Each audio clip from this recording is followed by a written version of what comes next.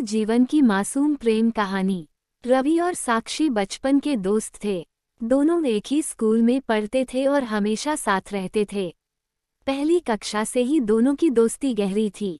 वे हर चीज साथ में करते, लंच शेयर करना, होमवर्क में मदद करना और खेलकूद में एक दूसरे को चीयर करना। जैसे जैसे समय बीता, दोनों बड़े होने लगे। छठी कक्षा तक आते आते उनकी दोस्ती और मजबूत हो गई। रवि को साक्षी की हंसी बहुत पसंद थी और साक्षी को रवि की ईमानदारी।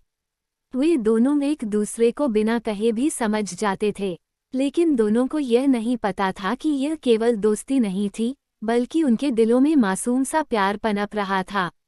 एक दिन स्कूल में वसंत पंचमी का समारोह था।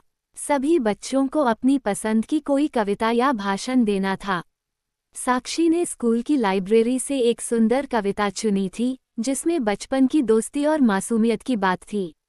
जब उसने मंच पर आकर वह कविता सुनाई, तो रवि को ऐसा लगा जैसे वह कविता उनके लिए ही थी।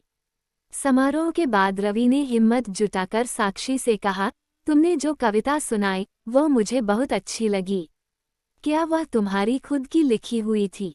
साक्षी मुस्कुराई और बोली, नहीं, पर जब मैंने इसे पढ़ा तो मुझे हमारी दोस्ती याद आ गई। रवि थोड़ा झिझकते हुए बोला, साक्षी, मुझे नहीं पता कि यह क्या है, पर जब तुम पास होती हो तो मैं सबसे खुश महसूस करता हूँ। क्या ये दोस्ती से ज्यादा कुछ हो सकता है? साक्षी कुछ पलों के लिए चुप रही, फिर मुस्कुराकर बोली, शायद। पर अभी हमें इस बारे में सोचना भी नहीं चाहिए। हमें अभी पढ़ाई पर ध्यान देना चाहिए। रवि उसकी बात सुनकर मुस्कुरा दिया। उसे समझ आ गया कि कुछ रिश्ते समय के साथ और गहरे होते जाते हैं।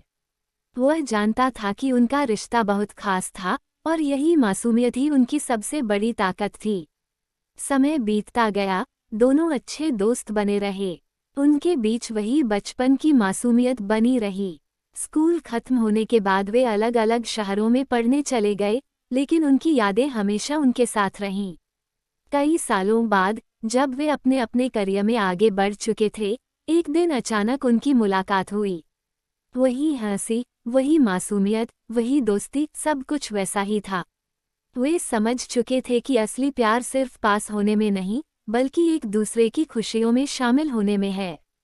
इस तरह उनकी मासूम प्रेम कहानी कभी खत्म नहीं हुई, बल्कि वक्त के साथ और भी खूबसूरत होती गई।